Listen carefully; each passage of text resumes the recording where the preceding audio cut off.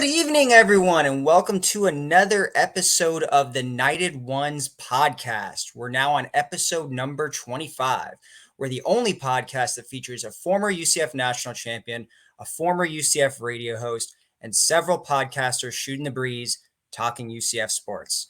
We're happy to be back this week, and let me introduce my fellow podcasters. First up, let's bring in Mr. Tre Neal.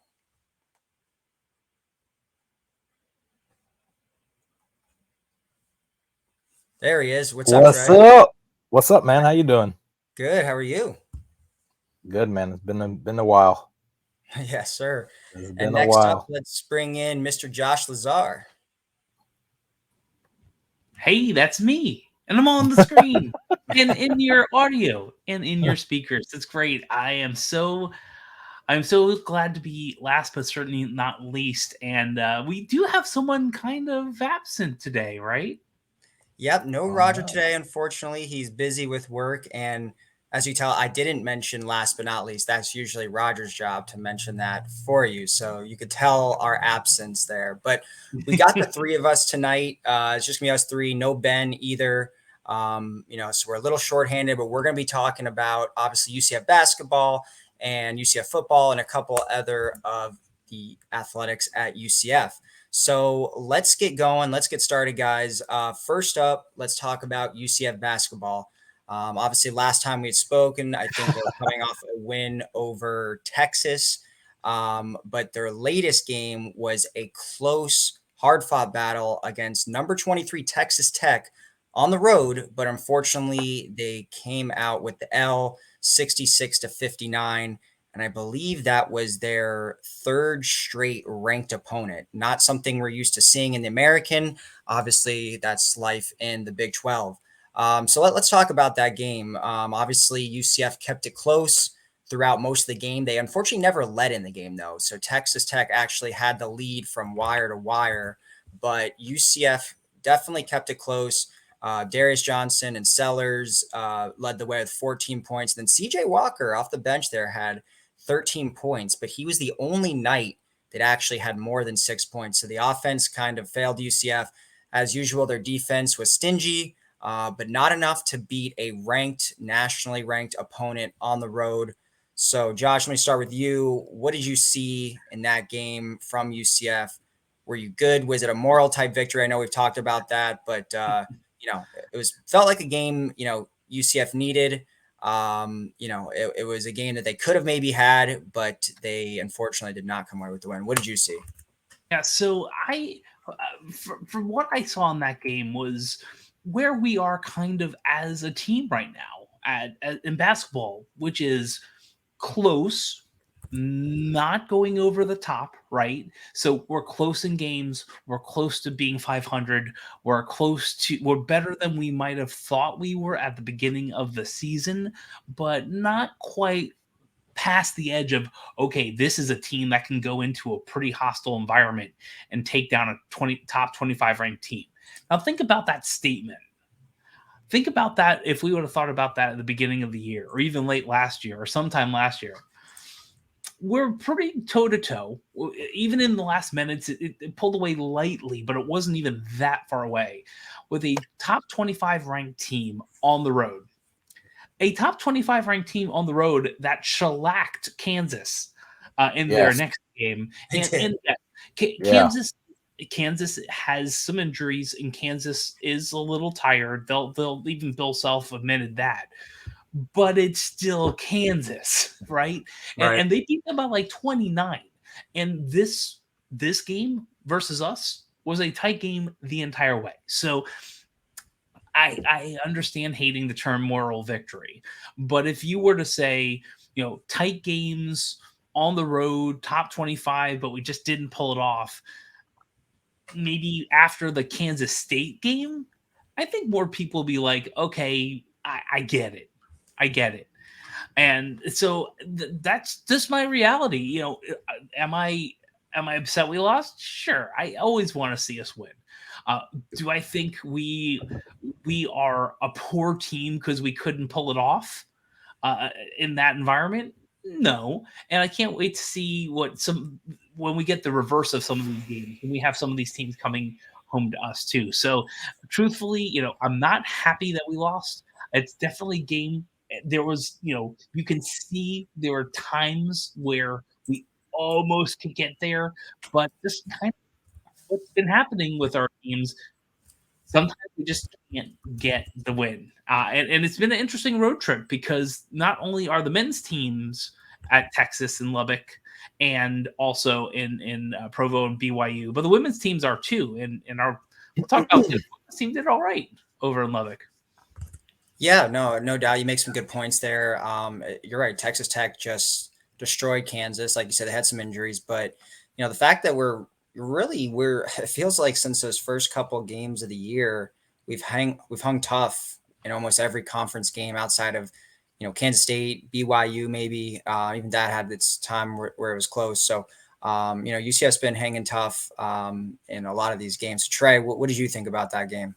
Yeah, I mean, I think if you would have, I think a lot of us said, we didn't have extremely high expectations, but we wanted to compete in every game that we could. Like, we wanted it to be competitive if we lost. And it reminds me kind of football, how we were transitioning. Like, we thought, yeah, we might lose some games. As long as we're competitive year one, there's something to build on. I think we're playing pretty competitive basketball.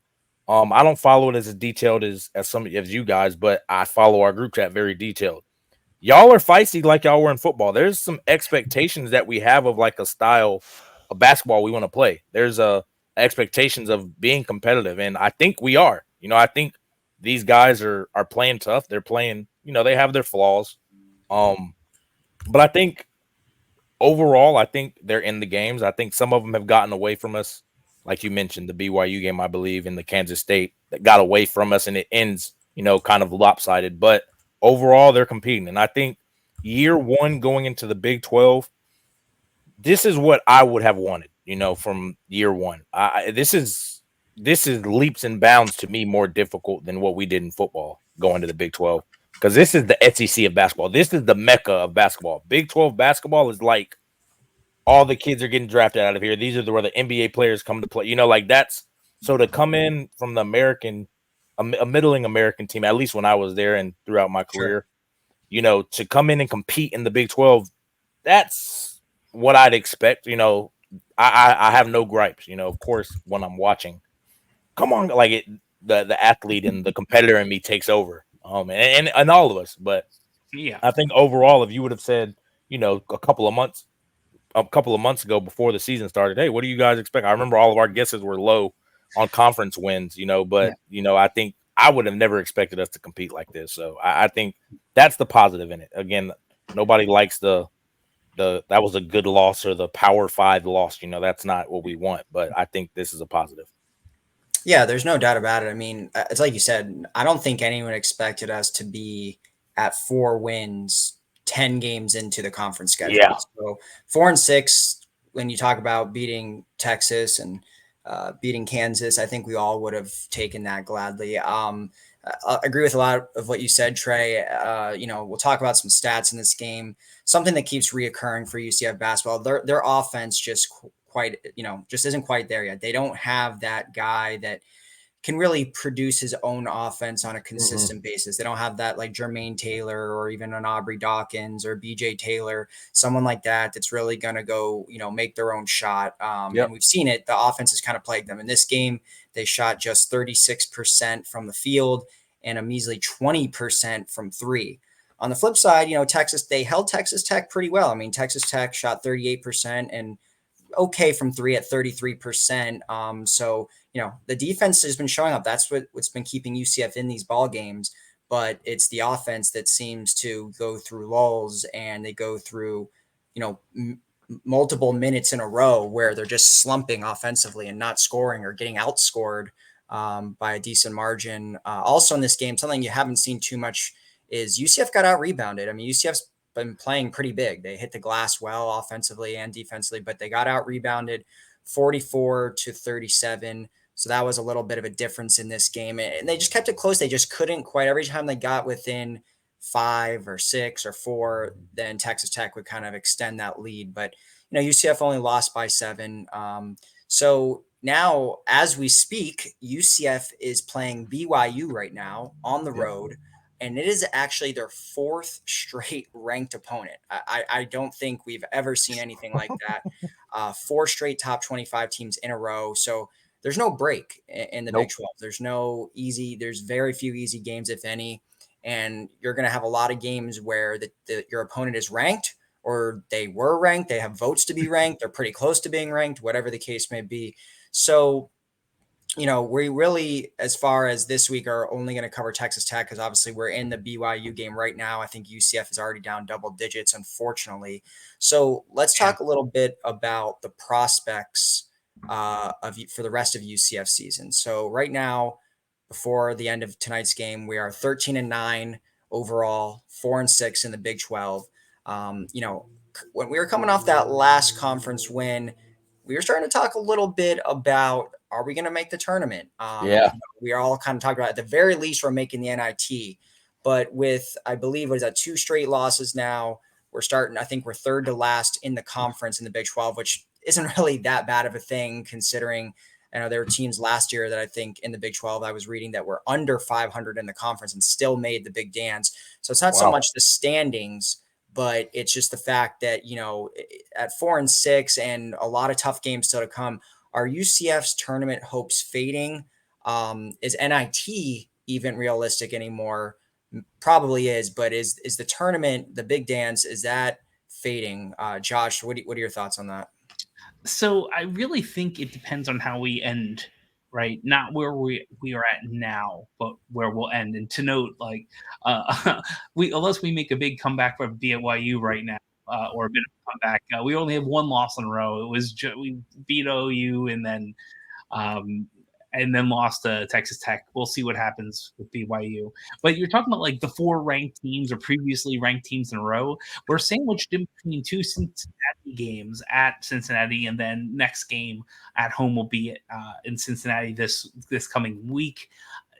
There's even the okay teams, which right now is pretty much West Virginia and Oklahoma State, still are beating other teams. So when it comes to the NCAA tournament, I really feel like what's going to happen when we close, right?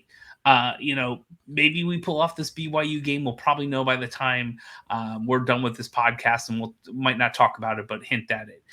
Say that's done. By the time you listen to it, we'll see what happens, right? But you have Cincinnati, West Virginia, Texas Tech at home, Oklahoma State. So I feel like we can get 2-ish, maybe 3 wins on there. Depends, but maybe. And then you have 2 at home versus Iowa State, which is ranked 10 currently, and Houston, which is ranked 3, and at TCU.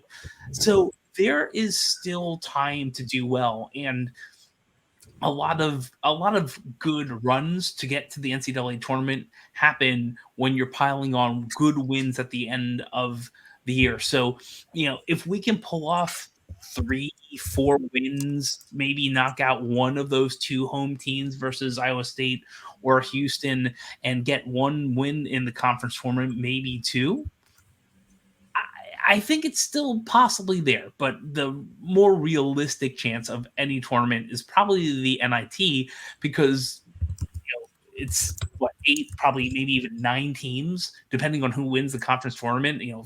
It's West Virginia somehow wins the conference tournament, that's probably going to bump us up 1, if you will. So I think we're going to get 11 of the teams in this conference, and there's going to be only 2 or 3 left out of a tournament unless they want to buy their way into one. I feel like we're going to be a part of it. Now, if it's NCAA tournament, we're going to have to win. Let's forget the BYU game right now. We got 7 games left. We're going to have to win probably 4 of those, one of those being a ranked team, Houston or Iowa State. Texas Tech is probably going to be ranked again when we play them. We got to win one of those, probably 3 or 4 more in that group. And we can't just be one and done in the tournament. We have to beat someone. And if we get to 2 wins in the tournament, it might be a problem for the committee. I don't know if we'd be the last 4 in or the first 4 out, but I still think there's a chance. That's all to say. I still think there's a chance, but we have to see it. And So right now, I guess correct me if I'm wrong. I know there's automatic because it's similar to football in the sense like there are auto bids, but how do like the automatic bids work with basketball? Because it's 64 teams. I don't know. I don't think there's 64 conferences. I don't think so. No, if you win your conference, you get an auto bid though. And I don't know how many conferences are, but there's obviously more than football. So yeah, regardless if you're in the WAC or the MAC or anything, if you win your conference tournament at the end, not the regular season, but the playoff tournament in your conference, you get an auto bid. And then the rest is, like at large, basically. At large. Yeah. And that's where like resume comes in. That's where who's playing like that, like who's playing the best at the right time. Like I think I'm asking because I don't know. I just look to see who they put in the bracket and I fill out my bracket. Like I'm not that person now. Well, so Trey, I mean, going off that, I mean, what do you think UCF's tournament hopes are fading, or they have a chance there? They need to obviously win some games. They have some work to do. Yeah, I mean, I think there's a chance, just kind of like what Josh was saying. We have the schedule to do it. I mean, if we get hot, say we beat Iowa State, we beat Houston. Not saying that it's extremely likely, but again, it could happen, and I think those are good wins. Again, I don't know exactly how they do it, but if you can start hot, obviously you win the tournament. That's the best way to get in. But with us, just middling around the middle, like Josh says, this is a great conference of basketball. I think we've seen that. I think at our best, I think we could be a fringe tournament team. We could be a tournament team at our best. I think that counts for something in basketball. I think that matters because that's what you want. You want the good games. You want the Cinderella teams to be seeded that could give the Kansas the run for their money. If we've shown we can give these teams that are projected to win the national championship, we can beat them. I think, and basketball is it's one and done, man. The hot team can make the run. So I think we could, if we could get on the run, like you said, right now it's not looking too good. But if we can, get hot at the right time, who knows? I think we can make something shake. I think NIT, not a lock, I don't know, but I think we could be in the NIT for sure. But I think for the tournament, if we get hot, we can make it. Yeah, there's no doubt about it. Go ahead. Sorry, Josh. I was going to say a couple of things. So there are 32 auto bid teams in the NCAA tournament. And as a reminder, we talked about in the podcast a little bit. The NIT is a little different this year. The NIT is the top. So if you are a conference championship and don't go to the NCAA tournament or something, or regular season champion and don't go to the NCAA tournament, which is 0.0% chance happening in our conference champions not winning their conference tournament or not selected the NCAA basketball. That's not happening in this conference. Exactly. So outside of that, it's the guaranteed 2 teams from the 6 conferences, which were now included in that. The top 2 teams in net rankings not qualifying for the NCAA tournament. So if you're talking 8 or 9 teams that are going to be in the NCAA tournament, more than likely from this conference, that means the 2 teams. If it's not us, it's probably West Virginia, TCU, Oklahoma State, and us. More than likely, maybe one other above there if we need 9, right? So basically, if we have 8, we have 10 out of the 14 teams going. So we need to be not the bottom of the 4 teams. And I think right now we're at 4, right? Right now we have 4 wins, and I was looking at rankings before. So what I would say is this: we have a really good shot, especially if we keep winning. If to get to a tournament to play for more, net rankings are going to be big, and beating ranked teams are going to be big. But we have enough. We do so much better at home, and almost everyone in this conference does. Like, it's exponentially better. We have enough at-home opportunities against teams we are competitive against or should be competitive against that I feel like we have a shot. So I don't think it's way off. Yeah. So here's some, for the rest of the way. First of all, right now, as it stands, UCF is 64 in the KenPom rankings. So that would put them as a fringe tournament team, like Josh made the first 4 in or last 4 out, somewhere around there. And right now UCF is 2-6 in as far as quad 1 games and 2-2 in quad 2 games. And they still have, I believe, if I counted correctly, 4 more quad 1 games. So they could potentially get to almost 500 in quad one games if they were to win out. Obviously, that's probably not realistic, but the point is they have a chance to really beef up their schedule or beef up their wins and put themselves in a position where they have to get an at-large bid. And kind of to my earlier point about last year's tournament. So last year, the Big 12 had 7 teams make the tournament. Only one that had more was the Big 10, where actually had 8. But Iowa State made the tournament at 19-14, 9-9 in the conference. West Virginia made the tournament at 19-15 and 7-11 in the conference. 4 games under 500, they made it.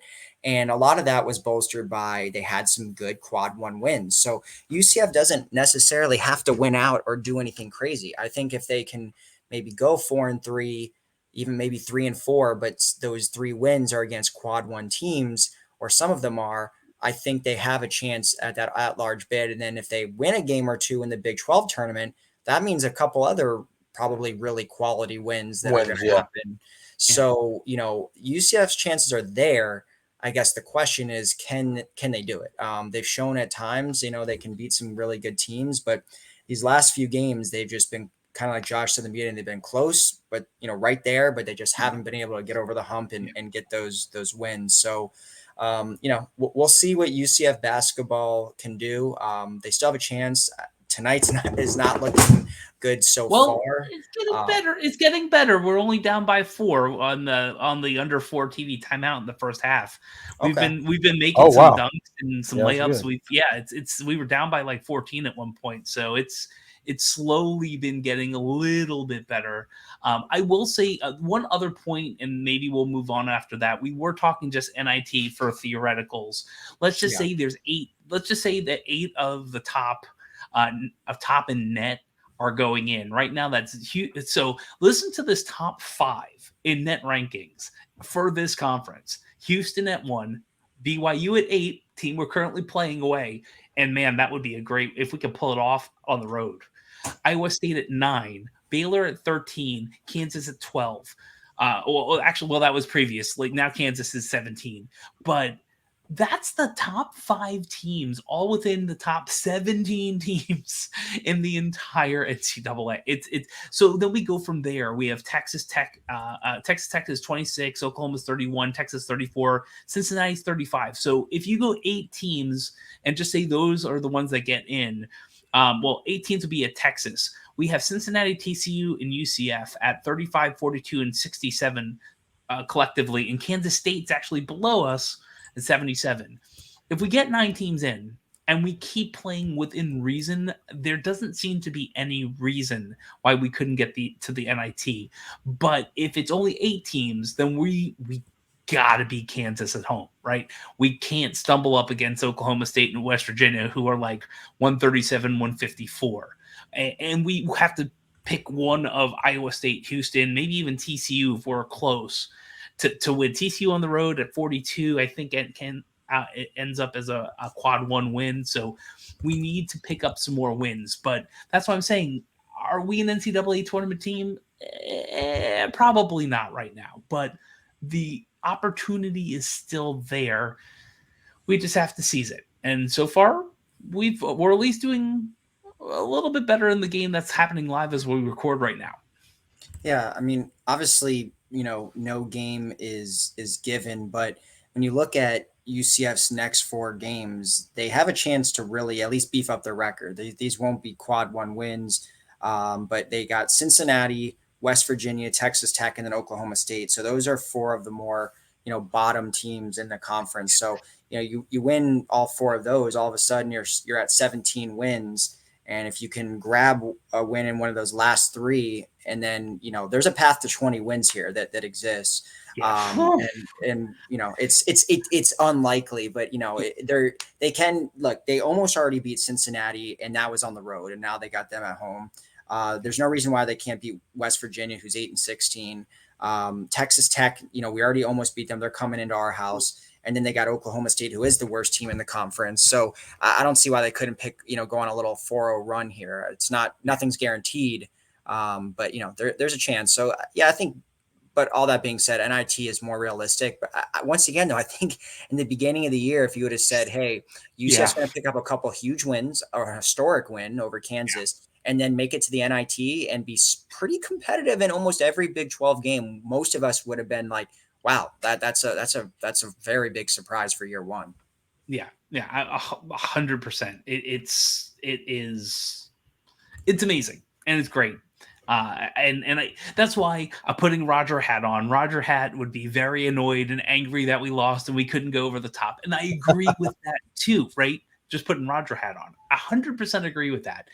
But I've been beaten down as a old school UCF fan who only had moral victories, and I was around when we had the best 0-3 football team in the nation because we only got slightly. We were leading in halftime versus Scott Frost, Nebraska. Like that's the UCF fan I have grown up as. So this to me is, yes, we want to see more, but pretty darn good. Like Look how Roger is with basketball. I'm with the football team. My expectation for football are way higher.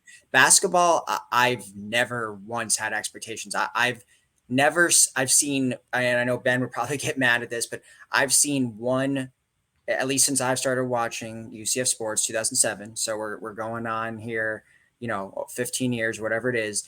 I've seen UCF basketball have one special season, and it was the year that they won the tournament game and nearly beat Duke. But every year has been very average, below average. I mean, they literally have never won a conference championship in Conference USA, American.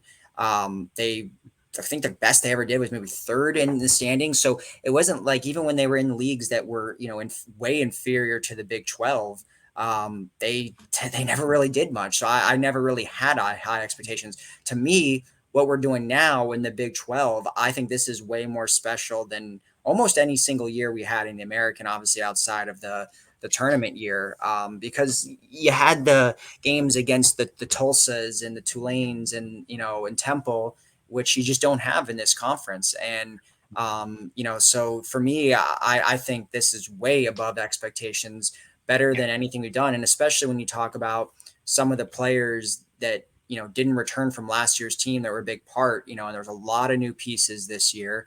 It was a transition year and a lot of transfers again.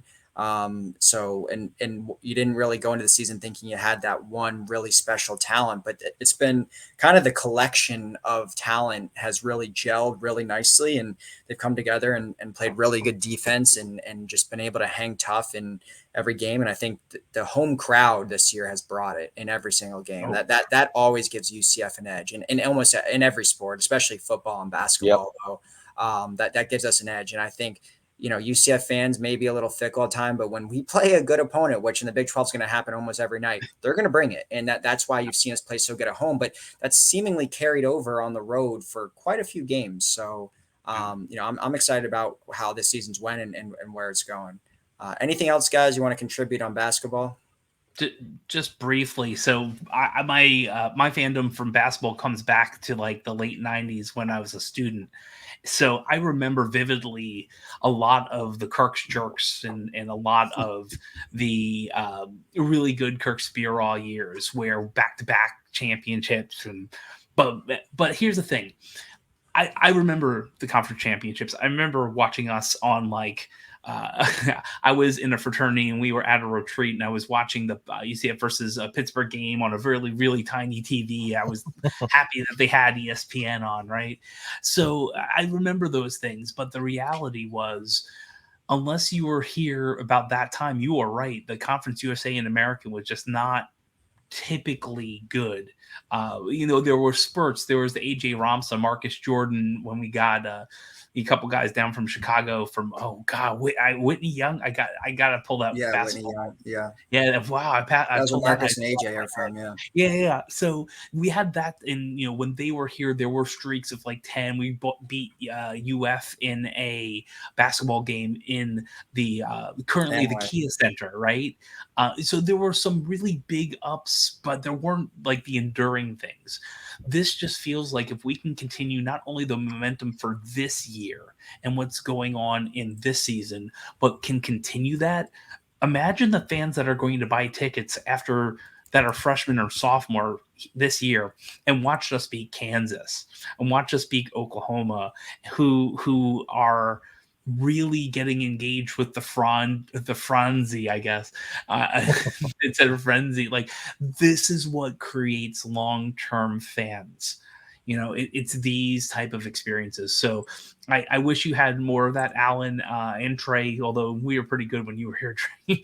But I wish you had more of that, Alan. But the great part is the reason a lot of us, quote, older fans were so excited to just get a seat at this power table is because we knew what would happen when we got there. And you're seeing the fruits of that labor from men's tennis to even basketball was starting. We're seeing some of the growth. That audience participation, the fans showing up at home games, like that used to be the one game. That used to be Memphis at home, or when someone else came into town. Now it's like every conference game, there's 6,000 to 8,000 people, and it's loud. So I think this is going to yield a lot of future dividends, no matter what happens in this game right now that's happening and in the season period.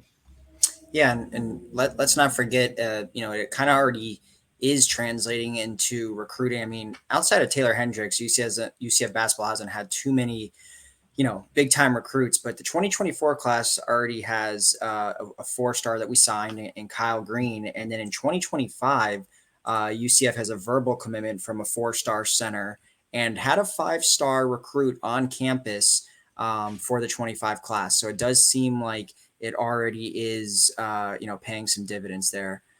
So that's UCF basketball. Not much today. Obviously, they are in game right now. We'll see what happens maybe by the end of the conference. Or by the end of the podcast. So let's shift a little bit into UCF football. Obviously, not a ton of news there either. As you know, it is the kind of middle of the offseason right now. The transfer portal has the window is closed for right now. We're still obviously close to 2 months away from the spring game. But yeah, in spring ball, exactly. But there was a little bit of news. We did pick up last week when Coach Malzahn was announcing the transfer class. That was also the original National Signing Day, which has become completely irrelevant with the early signing day. But UCF did pick up one more 2024 recruit. He is a preferred walk-on, which usually we don't cover a ton of preferred walk-ons, but this guy was a little bit interesting. His name is Tyreek Robinson. He's out of Bradenton in Florida. Good program. He's a defensive tackle, 6'1", 318 pounds, and he's a top 100 recruit in the state. Actually had some big-time offers. LSU was on there, Ole Miss, quite a few Big Ten schools. I don't know if he slipped under the radar or he just waited until obviously this the National Signing Day now is already when a lot of teams have pretty much filled up their entire class. They probably don't have room. So he might have just waited too long. So we kind of got a guy for quote unquote a steal. We didn't have to use a scholarship on him, but he's clearly a scholarship player. I mean, he had some like 18, FBS offers, quite a few Power 4 offers. So that was a big pickup. Did you guys see anything about Tyreek Robinson? Yeah, I mean, what it looks like, I mean, again, top 100 kid in Florida, pipeline state. I don't know if it had to be something because it clearly wasn't his skill. He has an impressive offer list. It's probably, it could be something they don't know if he's going to qualify. So teams kind of get cold feet. And then again, you kind of just, I can qualify, coach. I got the grades. I'm doing this, or I got my SATs back and they're good. Now and then you just fall into maybe a diamond in the rough. I think that's what kind of happened because again, he was a top 100 kid. I mean, he has Auburn, Colorado, some 20 offers is what it looks like. So he Miami, Texas. He wasn't a kid that's just, a guy that nobody knows about. He was a known guy. And probably that's what my guess would be. It would be something with either grades or SAT, like a test that they might have been scared of him qualifying for, something like that. I don't think anything else. The reason why he should have signed probably that first signing day early. I mean, some of these offers, he probably could have signed that early if they weren't worried about something. So, I mean, it looks like a good player, though. Yeah, ratings wise. I mean, I haven't seen any film on there or anything, but He's Big rated kid, pretty too. highly.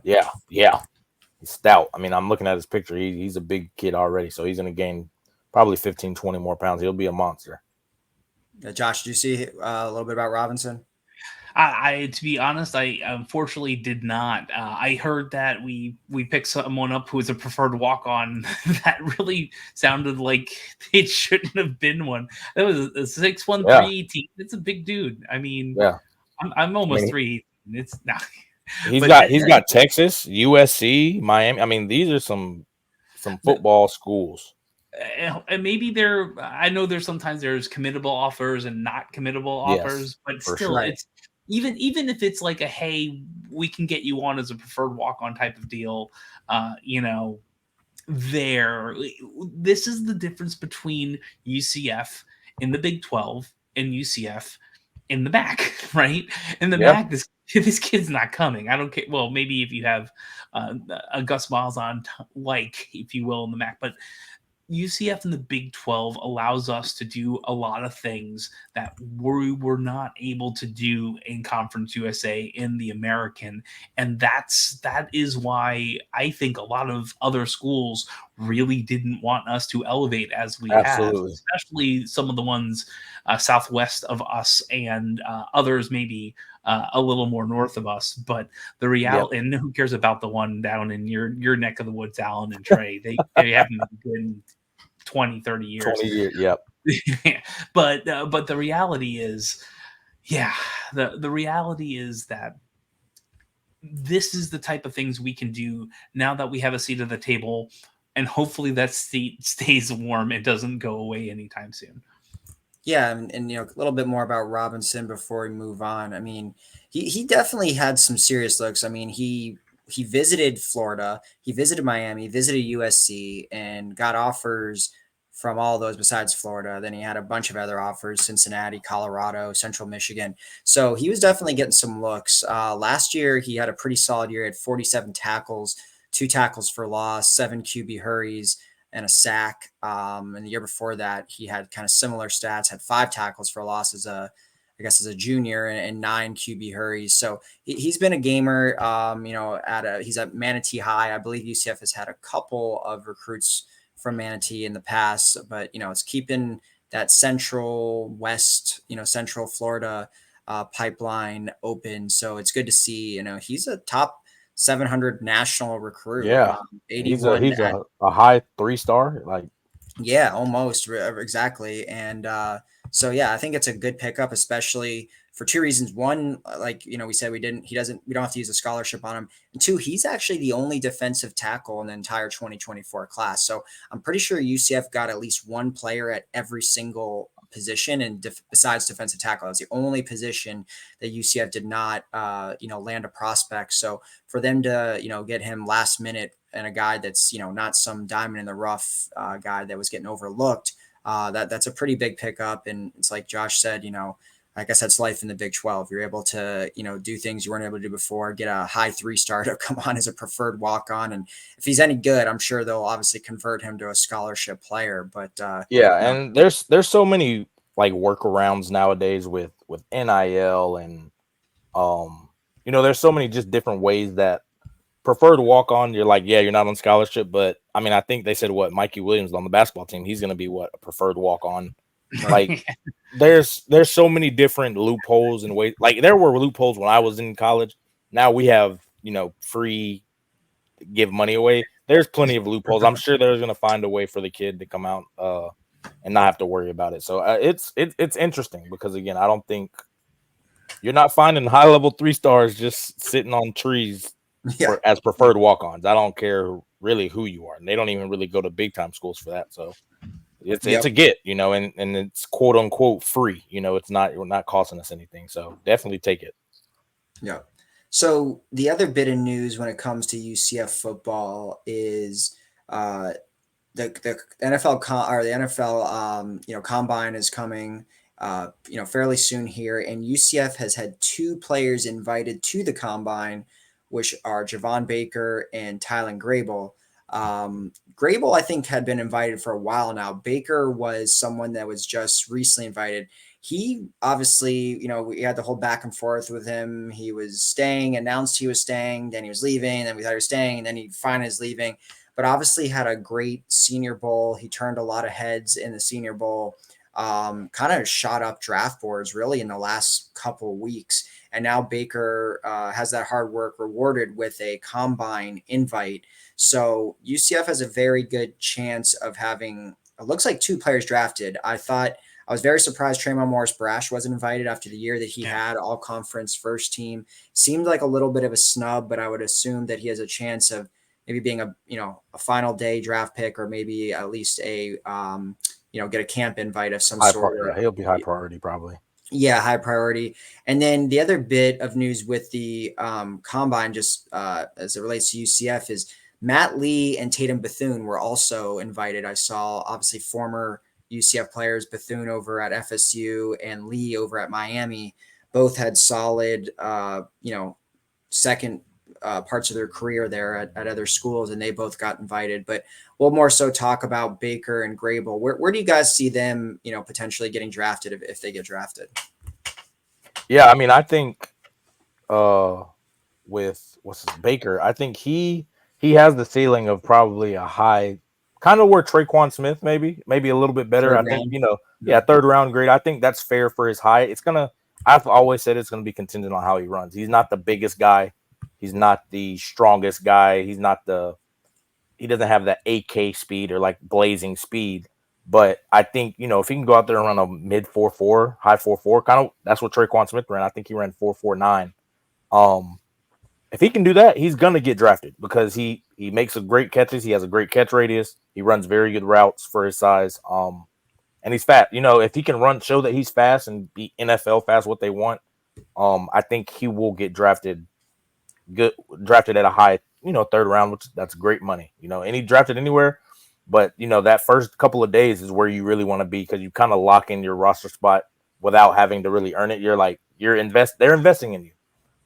So I think if he can do that, so I think it's going to be contingent on, how he runs at the combine. If he doesn't, I get it too, because again, he was a later kind of invite. I don't know if that's what he's been solely training. He was at the Senior Bowl. That kind of throws a wrench into the routine of how you train, because Senior Bowl prep versus combine prep is completely different. Senior Bowl prep, it's football.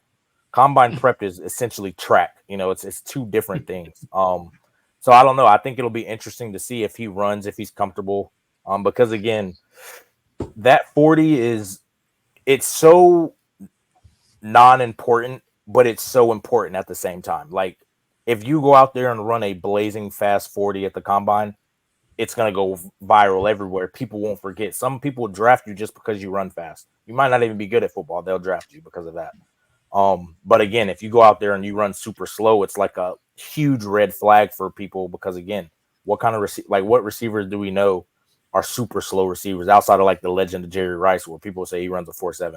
Realistically, he ran a 4.4, but they say that. But yeah, I think that's huge for him specifically. Tylen Gamble, I don't really know the nuances of O-line play, what gets him drafted. I know a lot of it is, projecting, because it's hard to find. Yeah, it's hard to find good O-linemen with great technique and are big. I think a lot of it's so picky, which I don't like about it, but I get it. They want to see, how big you are, how fast you run, how strong you are, things like that. But there's so many guys that slip in the draft because people weigh that so much, and I feel like guys like, Gabe Davis slips to the 4th round because of that kind of stuff. He doesn't run the fastest 40, but he does a lot of the dirty work that people don't want to do. He does a lot of things like that. So it'll be interesting, specifically for Baker. And a lot of these guys, just because you don't get drafted, they could still have a shot to get not drafted because they don't get combine invites. They can still get drafted if they have a great pro day.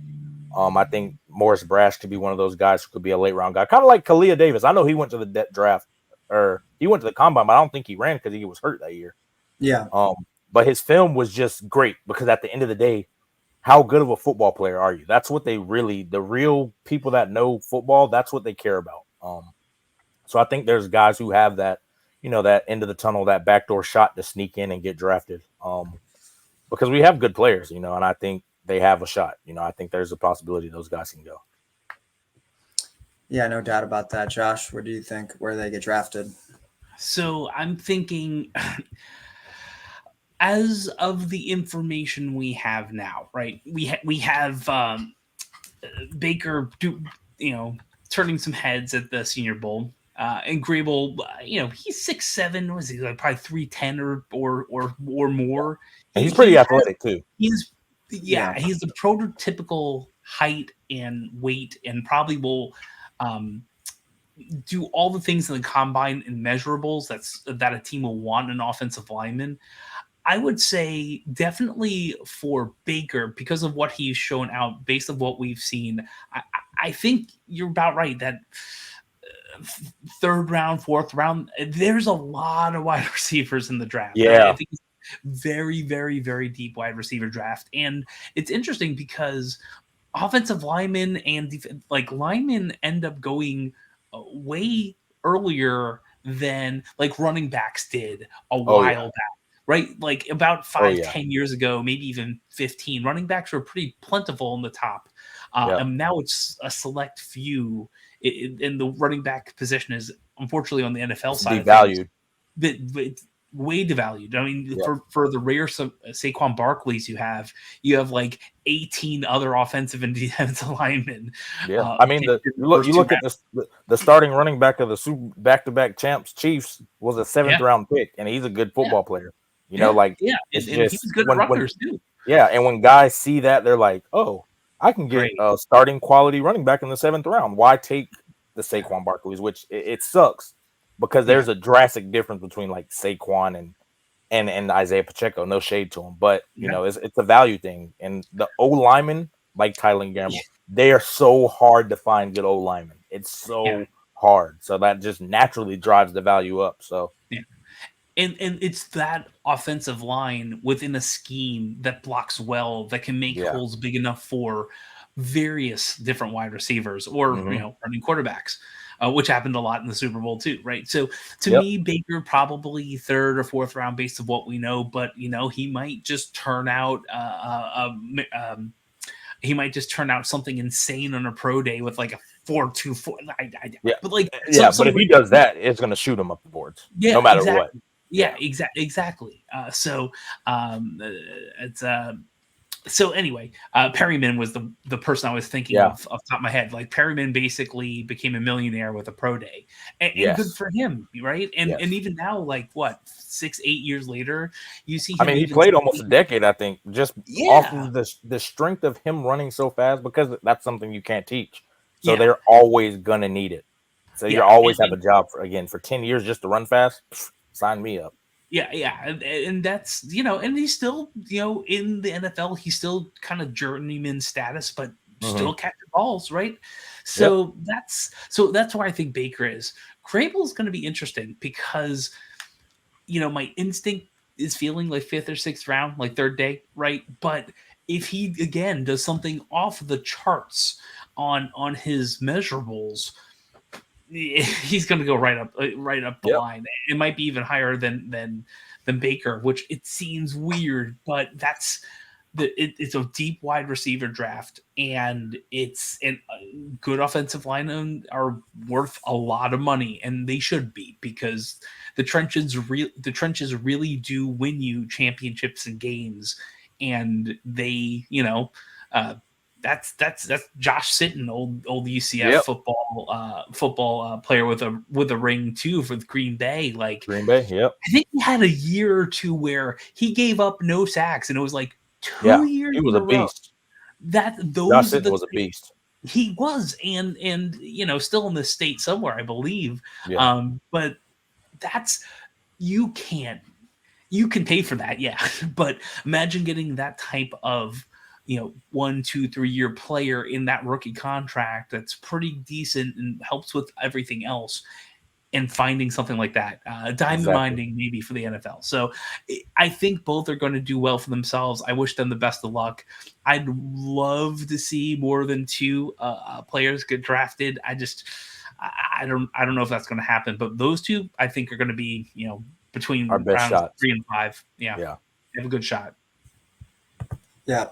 No doubt about it. So we'll see what happens with Baker and Grable in the draft, and we'll see what UCF always has a handful of guys that become undrafted free agents as well. So I'm sure we'll have a couple of that this year. But nice after what we didn't have anyone drafted last year, so to get back on the draft board will be nice.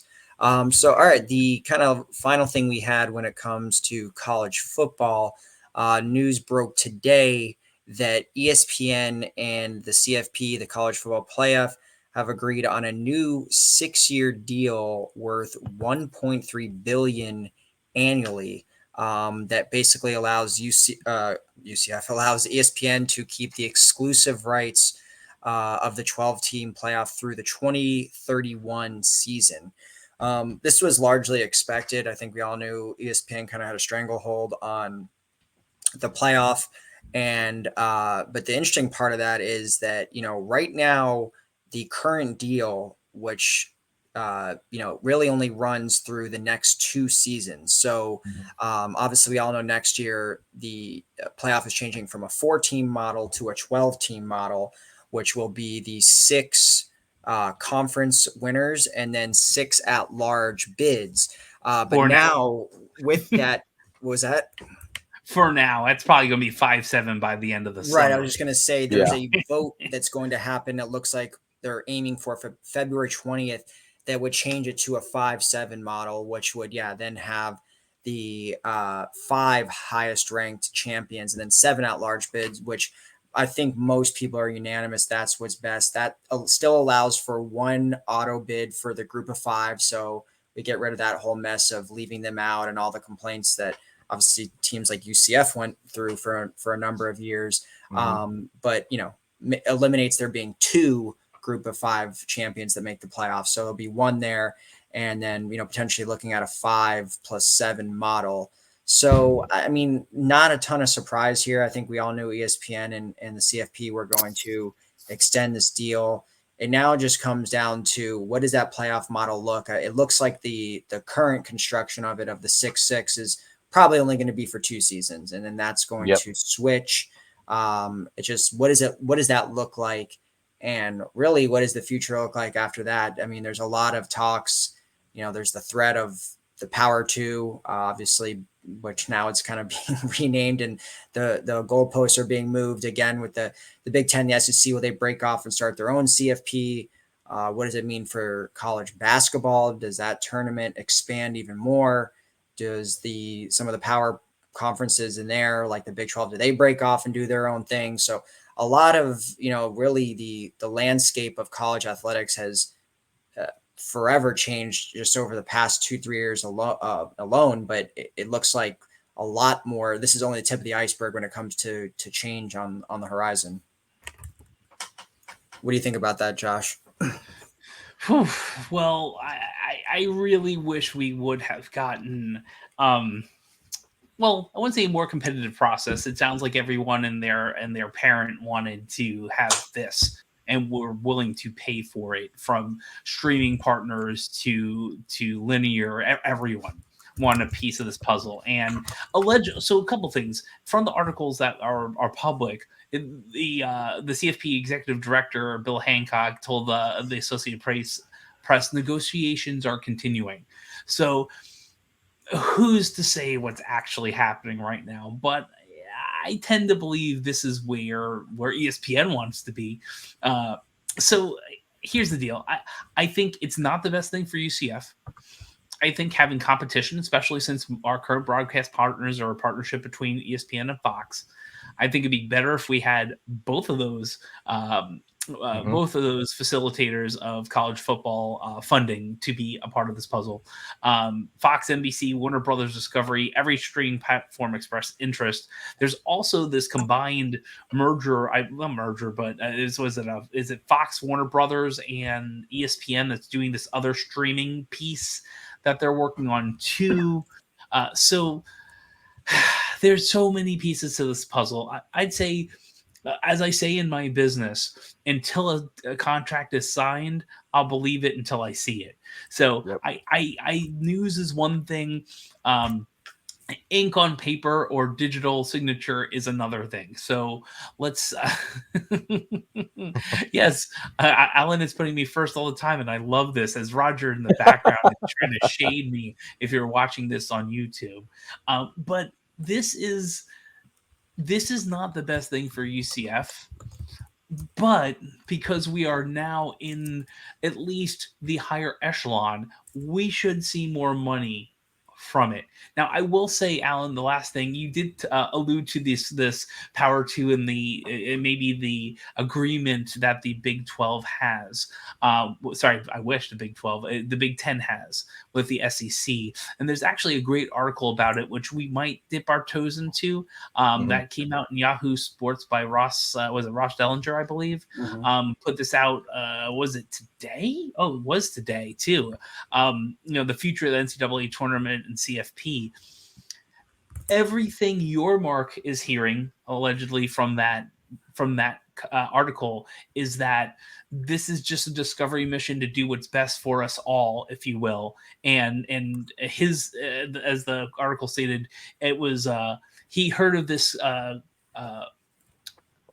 agreement to work together with benign involvement. Like, he didn't think this was anything more than what it was. So we'll see what happens with that too. But if you take your Mark's thoughts and word there, and the idea that those two Power Two, or whatever you want to call them, are really just trying to keep people in the framework that's what's best for those that are bringing in these dollars, then we might ultimately benefit. But once we get to the 12 playoff spots, I think that's what's going to be key for a lot of things. Yes. Even going back to the conversation we had earlier with our preferred walk-on, right? If you go all the way back, right, to Tyreek Robinson, well, okay, he can go to any school he wants probably, and he'll probably earn a scholarship at some point if he does well. Yep. But what schools would have a legitimate shot of being in that top 12 teams? And that keeps going further and further and further down, especially if you go with the top 5 conferences. You're probably looking at, the Power 4 and probably the American, maybe. Because last year the Sun Belt destroyed, right? Yeah. So and then if it's one of those two, the rest are going to be filled. I'd say 9 times. I'm not going to those schools. Yeah. I mean, you have to. Yeah. So going all the way back to that, I think all of these things, whether it's the billions of dollars that's going to college football, the CFP, or whatever the heck happens to the NCAA tournament, where the 6 best basketball teams, you add Big East into there too, take 70% or more of the credits from that tournament, something is going to have to change. And I think it's going to be mostly to the benefit of UCF. But I really wish I would have had some diversity in the linear or even streaming plays, because I just feel like we could have made more money. But everyone loves being on ESPN, and that's us included, not ESPN.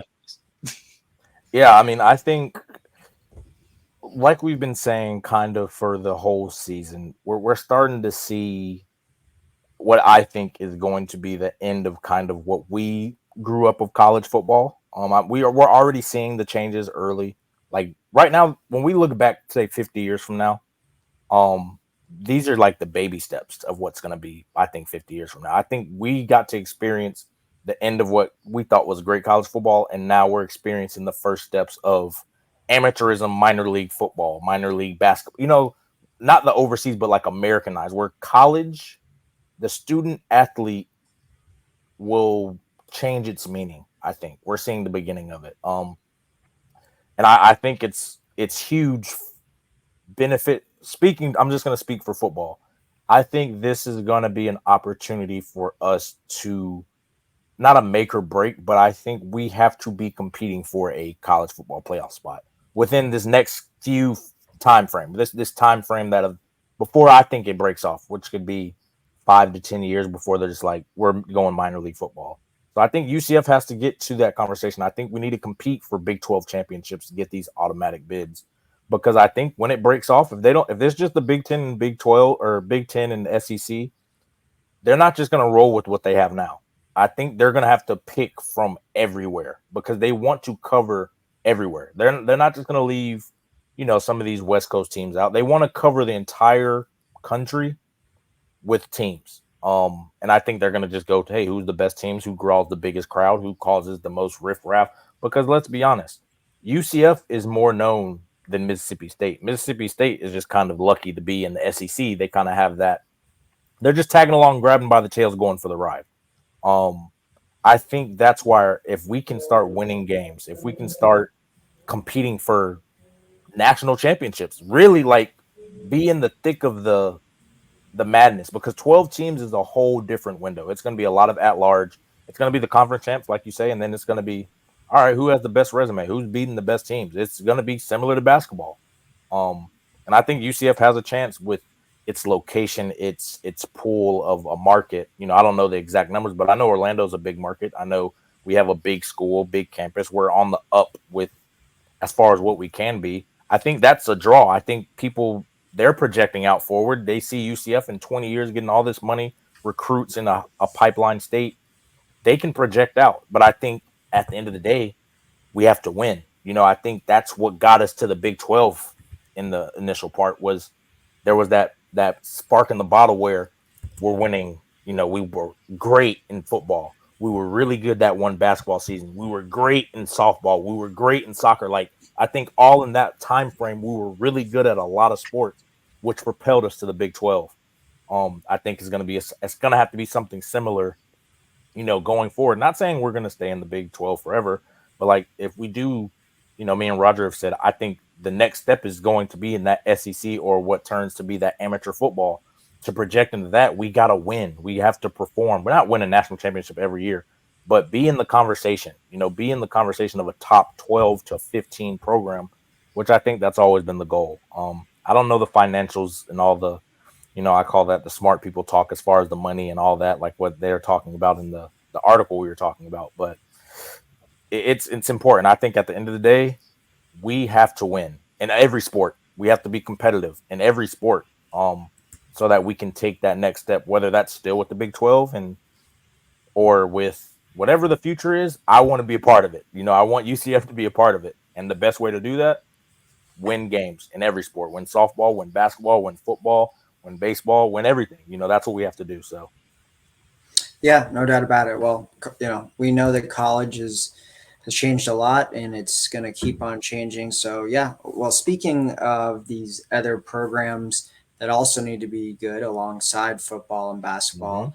let's get into a quick update on some of UCF's other athletic programs. I know we want to talk a little bit about softball. Trey, you're the softball guru, so I'll let you get into a little softball, UCF softball. Yeah, so we, as everybody knows, my wife played softball here when I was here playing football. So, I kind of live. If you ask me what's my favorite sport outside of football, softball has my heart because I was there through, I'm there every game as much as I can supporting. So we watch. And this year, I don't know if you guys know, a couple of years ago when we had that, that tourney run where we were hosting, then we won ours and we went to the super regionals. A lot of that core, they were young, sophomores, freshmen. Well, 2 years later, now they're juniors and seniors. So we have a great core of girls this season. And this is probably the best core, I think, coming through altogether, just from what they've done to their skill set, how good they are. They've all played 3-4 years, and they're starting out the season hot. They're 4-1 to start it out. A lot of good depth on both sides with a healthy blend of like young people and some transfers. They're blending it in perfectly. And Coach Malone is doing a great job, I think, early of just integrating everybody. Letting some of these freshmen play, get them, get their feet wet. I've always talked about in football, there's nothing like college football until you play it. I think the same thing goes for the other sports. There's nothing like, college softball going up against these good teams until you get out there and play them. So she's sprinkling in these freshmen to play, some sophomores to play, get their feet wet, because now we're in the Big 12. I don't know if people are familiar. Oklahoma is probably the softball dynasty right now. They are beating everybody and they're beating them badly. Yes, it's not close for the most part.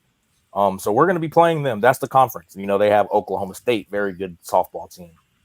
Oklahoma's very good softball team. Texas, a lot, like, it's a very, very good softball conference. Probably tied with, if not better than the SEC, which has a lot of teams too.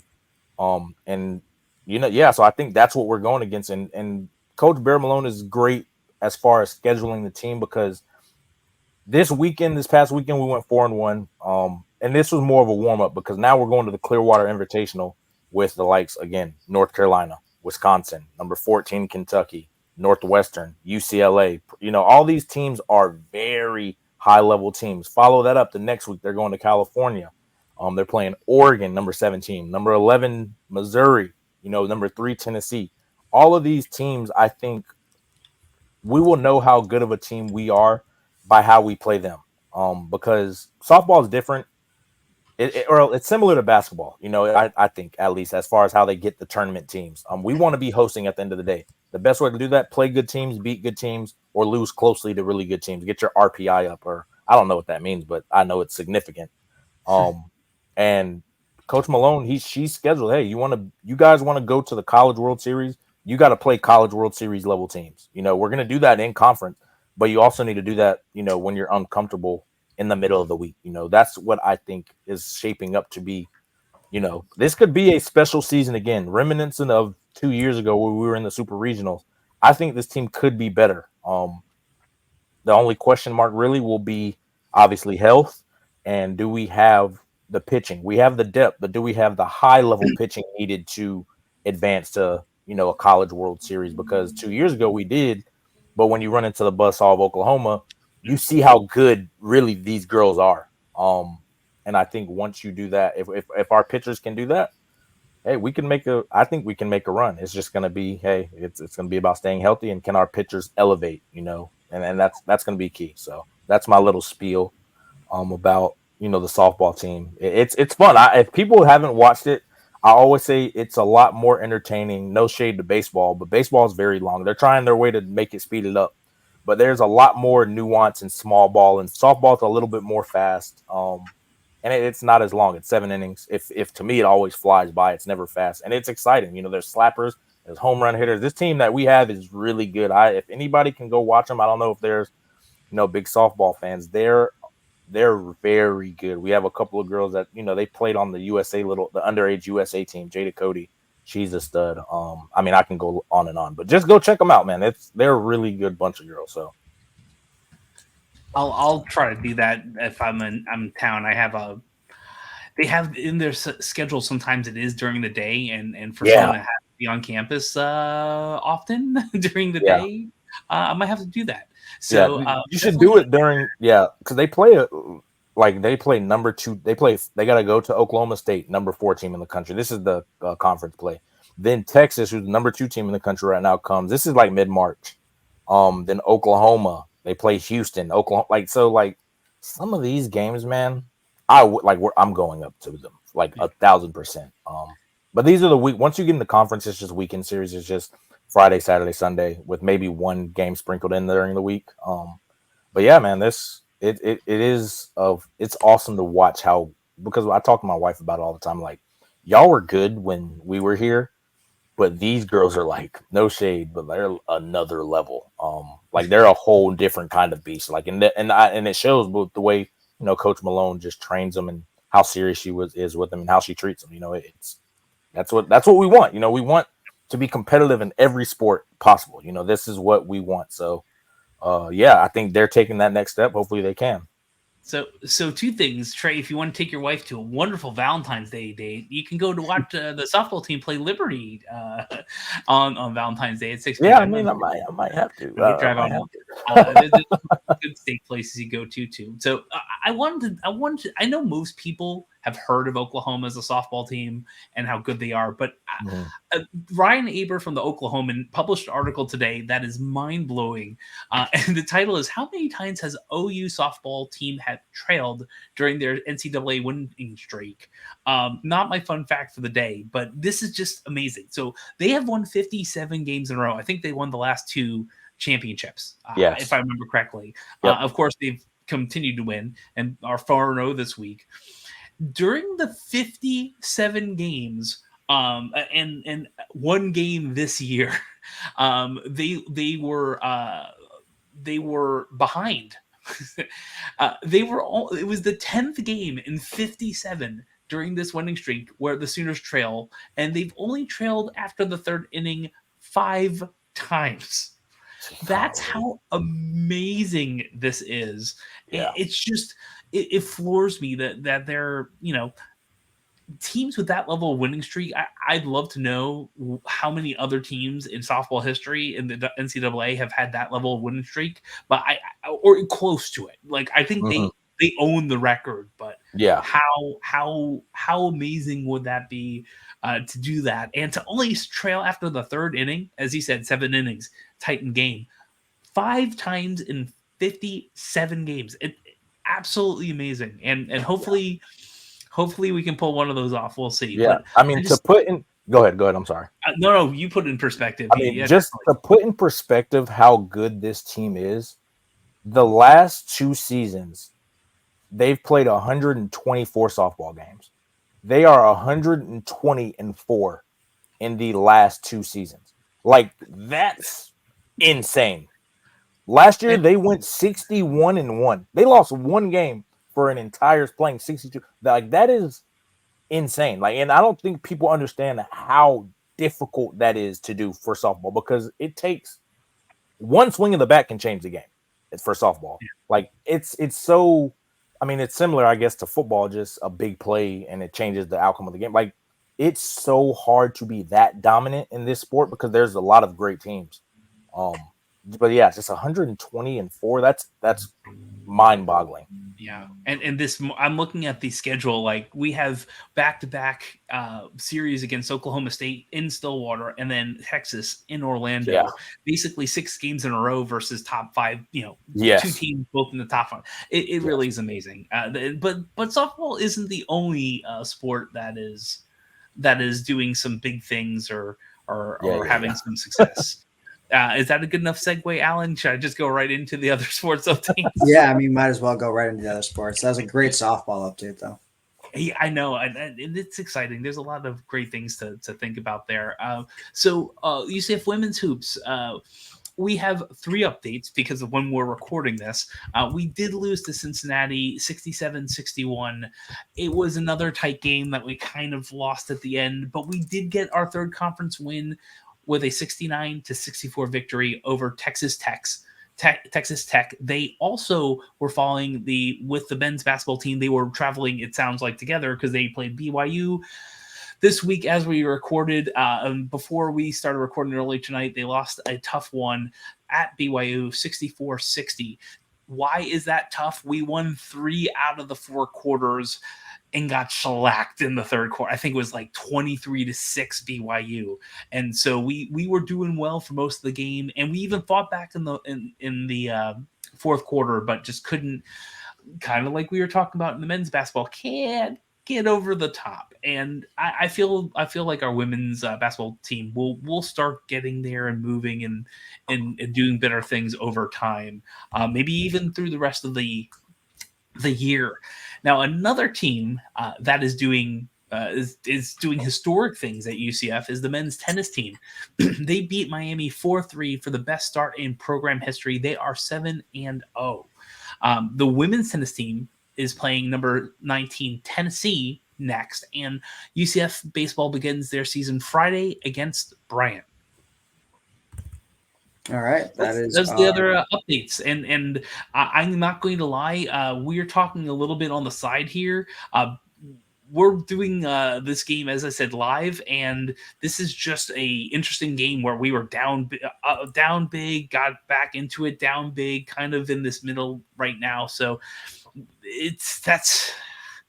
we're still down, but it feels like the energy is a little bit back. And it seems that Allen and Johnson have scored at this point because they had 0 points at the half. So those are other sports updates in the middle of other sports updates.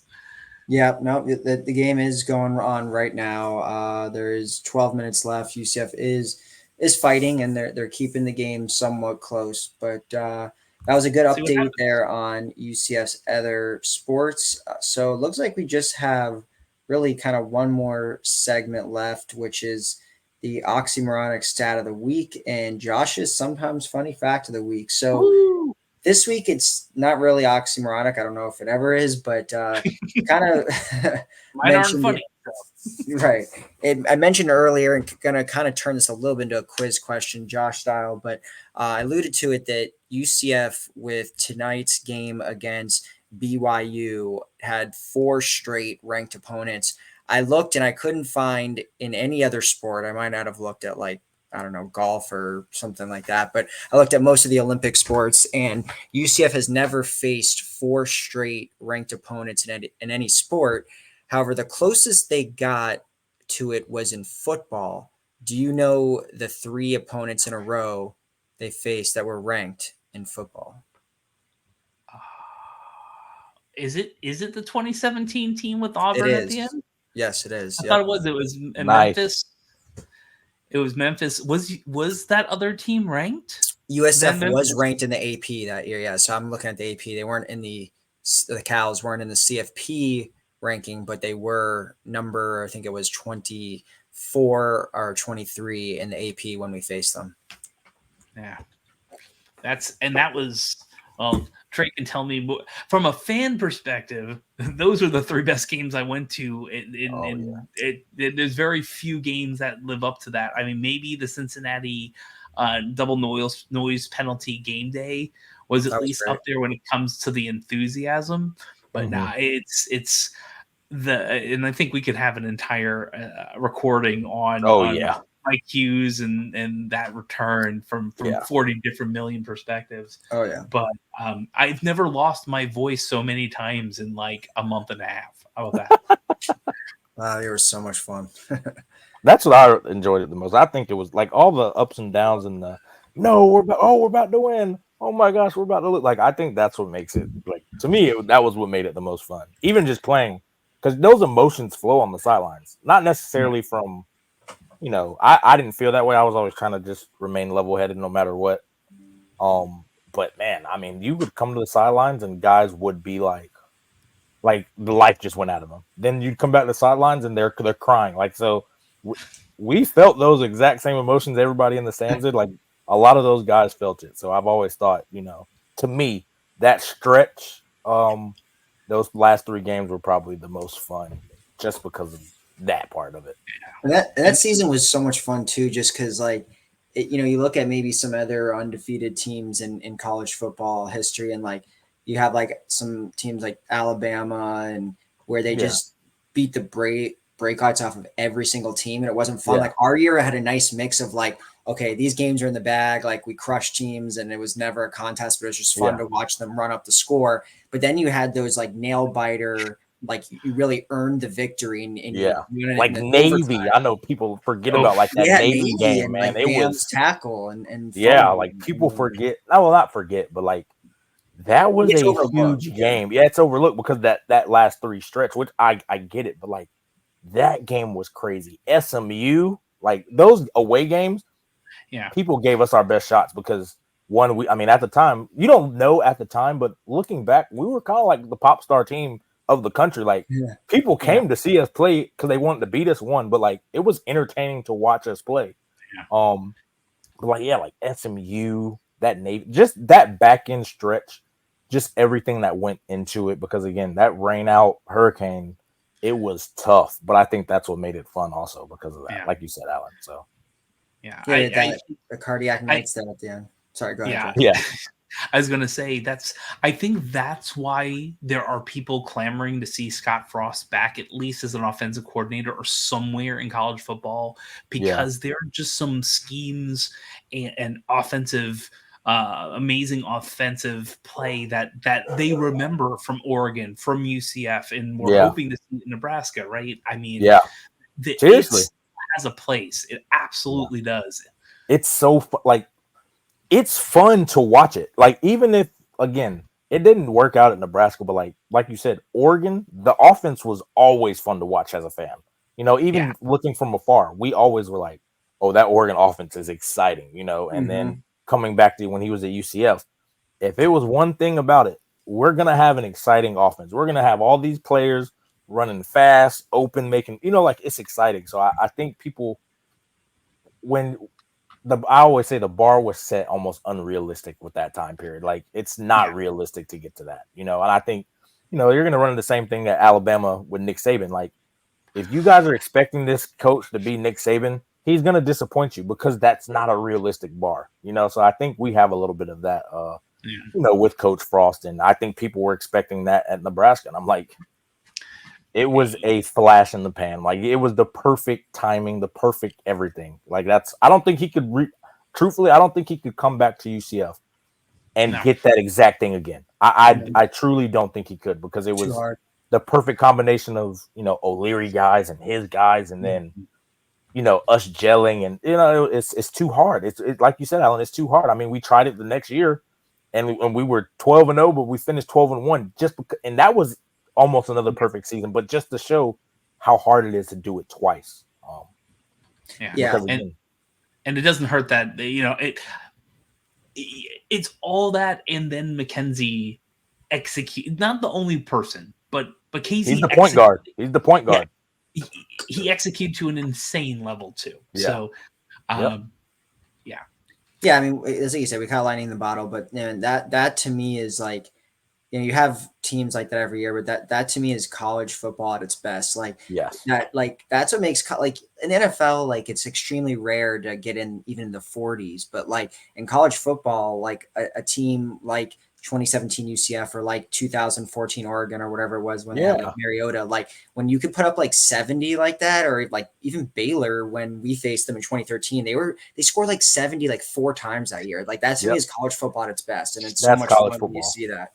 Exactly. And like that's what I want to see. I'm not trying to see some defensive battle. Like I mean, that's what the fan wants. That's what I like to see. Like the player in me enjoys like the nuances of the scheme and I like defense. But casually watching, I love watching high scoring games because it's fun. It's fun to see. It's fun to see him score touchdowns, do touchdown dances. Like that's fun. That's what it's about. Well, let's think of the Super Bowl, right? The first half of the Super Bowl was pretty good, but it was a bit of a defensive battle, and the second half got better. Why? People kept scoring, and there was still good defense, and there was still good defense too. Yeah. Yep. No doubt about it. All right, so let's get into, I guess, the final segments here, right? Final one. My students will like. Show, don't tell. Show, don't tell. I talk about it all the time. Okay, so I have a sometimes funny fact. This might be a little bit of a layup, but we'll see because we don't have everyone on the podcast today. So we are going to be playing Cincinnati coming up pretty soon. And Cincinnati in basketball has a former UCF Knight on their team. So this former Knight has now played us will now have played us 3 different times. Actually, this will be coming up on the 4th. So who is that a former UCF basketball player? And what is the record of their play versus UCF? Wait, he was on the team you said 3 years ago? So this basketball player was on the team 2 years ago and was on a UCF Knight for 2 years. Left to go to one other team, which we played in conference, kind of a hint. And then we are playing them in this next conference when they moved to Cincinnati as a senior. Did he play at ECU? He did not. Okay. Oh, man. I don't know. Me either. Yeah, that might have been Ben. Ben might have. That's a Ben. That's a Ben A question. Ben or Roger question. Yeah. Yeah. Listen, you get who you get, and the listener doesn't care. So that is Jameel Reynolds. So Jameel Reynolds I remember was Jameel Reynolds. yeah. He Temple, was right? for 2 years. He went to Temple, correct? And Temple beat us twice that year. And of course, as you know, Cincinnati has beaten us once. So Jameel is now 3-0 versus UCF. Wow. And we're going to make that 3-1 hopefully next time up. So that's the never a funny fact of the week. All right. Well, thank you, Josh. I think that's it, boys. Do we have any final thoughts here? I will tell you we are this BYU game. I'm going to pop this on right after we're done recording, because this has been a whirlwind of a game. Down 14, down 4, down 20, down 8. Right. We're getting to the bonus. There's like 9 minutes left. I don't know how this game is going to end, but at the end of the day, regardless of what happens, I still think I'm excited for basketball. I'd love to see how tennis continues to win, or even if they don't, how far they can get. There's golf coming up. The women's teams are slowly getting their role, especially in basketball. This is a pretty exciting time to be in the non-football era of UCF sports, and I can't wait to see what happens in the coming weeks. Yeah, I'm with Josh. I think this is going to be, this is the exciting time as a UCF fan. It's not just football dominant, where it overshadows almost everything. We had a good season, but there's teams that are having better years, and I think that's what kind of rounds up. That to me makes what the college is about. You can be a great football school. Are you a good school? Like, are you a school that everybody wants to come to? And I think we're headed that direction, and I hope we can continue building on it, because like I said, when I was there, yeah, football was good. Softball was winning conference championships. Baseball was a solid team. And I think that's what we need. Basketball was right there turning the corner with Aubrey Dawkins and BJ and Taco. Like, that's what I think, women's soccer too. I think like that's what, if we can do that and keep building, it's special for everybody, not just for football. It's special for all the athletes and the fans to just show support. And, here we are, for me, 10 years later, in the same scenario. Can these guys, hopefully we can execute and catapult us to where we want to be. So I think it's a great time, to be a UCF fan. If you want to jump on the bandwagon, now's the time to do it. Don't do it when everybody's winning. You got to do it when the times aren't as high as, whenever we're always in the limelight. Do it now. So. Yep. My final thoughts are, I agree. Great time to be a UCF fan. And it is exciting because, we obviously had football in the fall, and like you said, it went okay. But now all the Olympic sports right now in the spring, these are all of these teams' first time playing in the Big 12. So it's kind of like we're reliving what we kind of did with UCF football, where all these games in basketball and upcoming baseball and softball, they're all just kind of new opponents, teams we haven't played ever, really. Some we've never played before. So it's exciting, and we'll see what happens here, mainly with basketball as the season comes to its conclusion. All right, guys, that was another good episode. So as always, like, subscribe, and charge on. Charge on. Charge on, baby. Like, subscribe, and grind, and charge on. You have to do it all the way to the end. And Roger isn't paying attention now because he's watching the BYU game. So he's going to let me go on and on.